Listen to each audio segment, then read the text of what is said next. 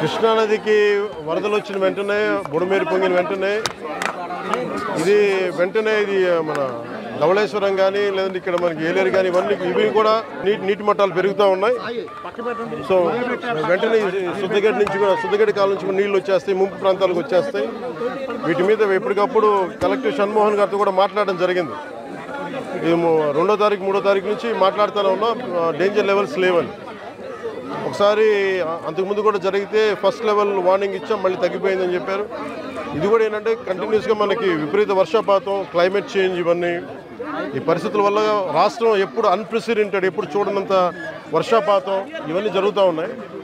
ఈ నేపథ్యంలో ఇది ప్రత్యేకించి ఇప్పుడు లోపలికి వెళ్ళి చూస్తుంది వైఎస్ఆర్ కాలనీ, జగనన్న కాలనీ పేరు ఏదని అనుకోండి. ఇది బేసిక్ ఇది ఒక 32 ఎకరాలు 33 ఎకరాల స్థలం. ఇది దాదాపు ఒక 2000 పైచిలకు లబ్ధిదారులు. దీంట్లో ఉన్నదేమో ఇప్పుడు ప్రస్తుతం 10% మంది జనాభా ఉన్నారు. 10% మట్టుకే. లోపలికి వెళ్ళి చూస్తే అసలు బేసిక్గా లోపల మనకి ఈ డ్రైనేజ్ కానీ రోడ్లు కానీ ఏమీ లేవు. కనీసం వాళ్ళు అడిగేది అంటే కనీసం ఇప్పుడు దీనికి కనీసం బ్రిడ్జ్ చేయమని అడుగుతూ ఉన్నారు. చిన్నపిల్లలు ఇరుక్కుపోయారు అది ఇది అని. తక్కువ ధరలకు ఉన్నది అధిక ధరలకు ఉన్నది చెప్పంటారు. ఇక్కడ తక్కువ ధరకు ఉన్న దానికంటే ఆ విషయంగా వస్తున్నాం.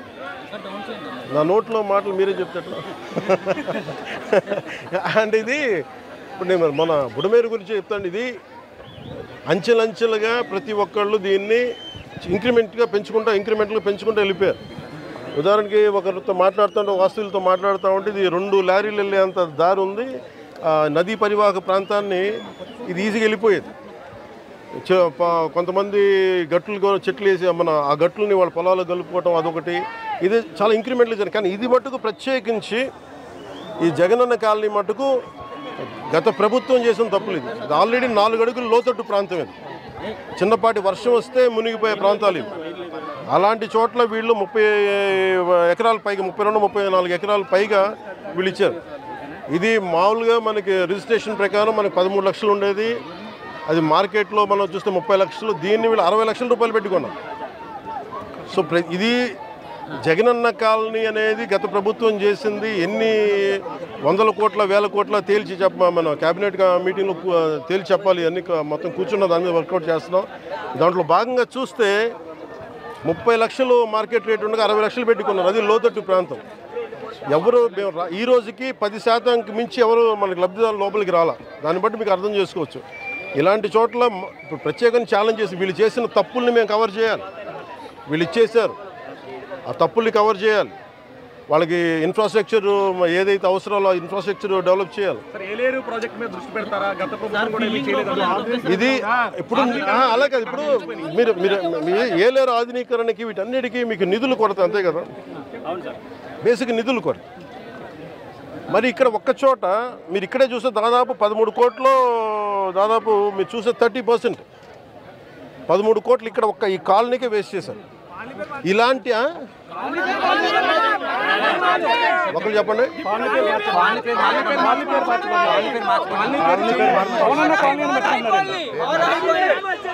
ఇది కాలనీ పేరు మార్చుకోవడం అంటే మీరందరూ కోరుకొని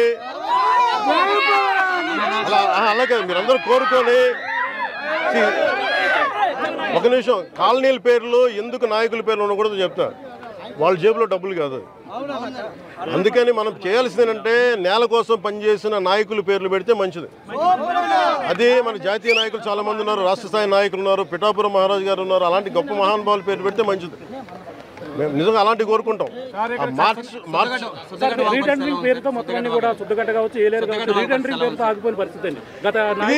ఇప్పుడు మీకు డబ్బు పరిమితమైన డబ్బే ఉంటుంది.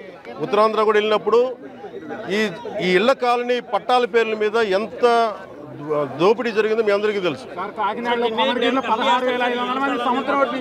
అదే అన్నాను, మడ అడవులు ఇచ్చారు, మడ అడవులు, ఆవు భూములు, వీటన్నిటి మీద ఒక లెక్క నీకు తేల్చాల్సి ఉంది. ఇప్పుడు క్లాసిక్గా ఇది మీరు చూస్తే మీకు అర్థమవుతా ఉంది డబ్బు ఎలా దుర్వినియోగం జరిగింది. ఈ డబ్బు దుర్వినియోగం ఆపగలిగితే ఈ ఆధునీకరణ పనులన్నీ జరుగుతాయి.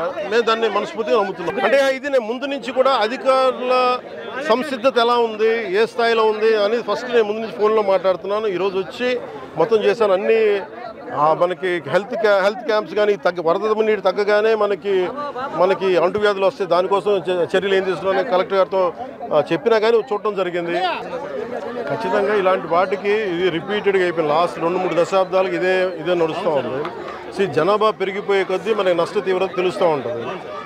మనకి వ్యవసాయ భూమి వినియోగంలోకి వచ్చే కొద్దీ నష్టం తెలుస్తూ ఉంటుంది. దీని మీద ఇది ఒక్క పిఠాపురంకి సంబంధించి ఎక్కడెక్కడ ఇలాంటి పరిస్థితులు ఉన్నాయి వీటన్నిటి మీద సమగ్రంగా ఒక కమిటీ చేయాలి. మన ముఖ్యమంత్రి గారితో కూడా మాట్లాడుతున్నప్పుడు ఈ మాట మాట్లాడాము. దీని మీద అసలు టోటల్గా ఏమేమి ఉన్నాయి రాష్ట్రంలో ఎలాంటివి ఇది మొత్తం వరదలు తగ్గిన తర్వాత దీని మీద ఒక వెళ్ళి క్షేత్రస్థాయిలో పర్యటనలు జరిపి దాని మీద ఒక సమగ్రమైన నివేదికమని చెప్పి అధికారులని ఆల్రెడీ ఇన్స్ట్రక్ట్ చేశారు. ఇది ముఖ్యమంత్రి గారు ఇది వరద తగ్గుముఖం పట్టగానే దీన్ని ముందుకు తీసుకెళ్తాం. అంటే ఎంత ఇప్పుడు నష్టం కూర్చొని ఎంత అంచనా వేయలేము. అంటే మీరు చెప్తున్న ఒక లెక్క ఉంది, లేదు ఇంకొన్ని చోట్లేమో పత్తి కొంత పోయింది, మనకి వరి పోయింది, మన పత్తి దాదాపు 90 హెక్టార్లు పోయింది. మనకి దాదాపు 21 మండలాలు మన కాకినాడ జిల్లాలో 21 మండలాలు అనుకుంటా, దాదాపు 152 గ్రామాల్లో నష్టం జరిగింది. దాదాపు 8,206 మంది రైతులు నష్టపోయారు. సో వీటన్నిటిని చేస్తున్న ముందు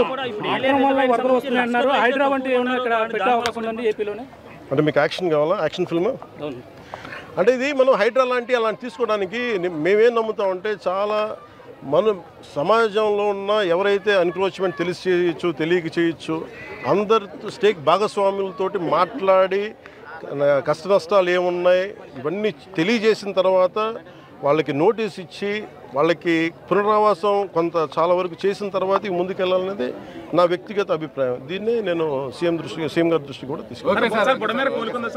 అలాగే అంటే మీకు ఈరోజు మీరు అన్నారు కదా మీరు ఏమేమి హ్యాండ్ చేస్తున్నాను, అలాగే అవసరమైన మెయిన్ వాళ్ళు అడుగుతున్నారు కనీసం గుంతలు పూడ్చమని అడుగుతున్నారు. దానికి సంబంధించిన శాండ్ బ్యాగ్స్ రెడీగా అందుబాటులో ఉన్నాయి. అలాగే మనకి చెట్లు పడిపోయిన వెంటనే ఎలాంటి ఏదైనా జరిగిన రంపాలు కానీ రోడ్లపైన పడిన చెట్లు తీసివేయడానికి దానికి సంసిద్ధంగా ఉన్నాం. అలాగే జేసీబీ లాంటి వాహనాలని సంసిద్ధంగా ఉంచాం. ముఖ్యంగా అవసరానికి మన ఫైర్ యాక్సిడెంట్స్ ఏమైనా ఉంటే దానికి సంబంధించిన సంబంధించి ఫైర్ యాక్సిడెంట్ వెహికల్స్, అలాగే 42 మంది గజయితగాళ్ళని రెడీగా చేసాం ఇన్ కేస్ ఎమర్జెన్సీస్ ఉంటాయి. అలాగే primary health care, community health care వీటికి సంబంధించిన సంసిద్ధంగా చేసాం. అలాగే గవర్నమెంట్ జనరల్ హాస్పిటల్లో కూడా డాక్టర్స్ని 24/7 అందుబాటులో ఉంచమని వారికి ఇన్స్ట్రక్షన్స్ ఇవ్వడం జరిగింది. అలాగే ముఖ్యంగా గర్భిణీ స్త్రీలు కానీ బాలింతలు కానీ ఎవరున్నా కానీ వాళ్ళని సురక్షిత ప్రాంతాలు తరలించే బాధ్యత కలెక్టర్ గారు దాన్ని పర్యవేక్షిస్తూ ఉన్నారు. అమెరికా లాంటి దేశాల్లో కూడా మీకు కూర్చోబెట్టి మియామి లాంటి చోట, ఫ్లోరిడా లాంటి చోట తుఫాన్లు వస్తే మొత్తం ఒక లక్షలాది మంది, వేలాది మంది నిరాశలు అయిపోతారు. They're advanced country. అలాంటిది మనకి నేను అడిగేది మేము ప్రభుత్వం తరపు నుంచి లేదంటే అధికారుల తరపు నుంచి సంసిద్ధంగా ఉన్నాం. అలాగే మేము కోరుకుంటుంది కూడా ప్రతి ఒక్కరు కూడా దీన్ని బాధ్యత తీసుకోవాలని, అలాగే వైసీపీ నాయకులకు కూడా విమర్శల కంటే కూడా మీరు వచ్చి ఆ రంగంలో దూకాలని నేను కోరుకుంటున్నాను. ఫైనల్ గా ఏలేరు జలాశయం అనేది ఇక్కడ చాలా ముఖ్యమైనది వరదాయిని మెట్టకి, అదే దుఃఖదాయనిగా మారుతుంది. దీని ఆధునీకరణకి నా కోరిక నేను ఎమ్మెల్యేగా ఉన్న లోపు దాన్ని తీర్చేయాలని నేను మనస్ఫూర్తిగా కోరుకుంటున్నాను.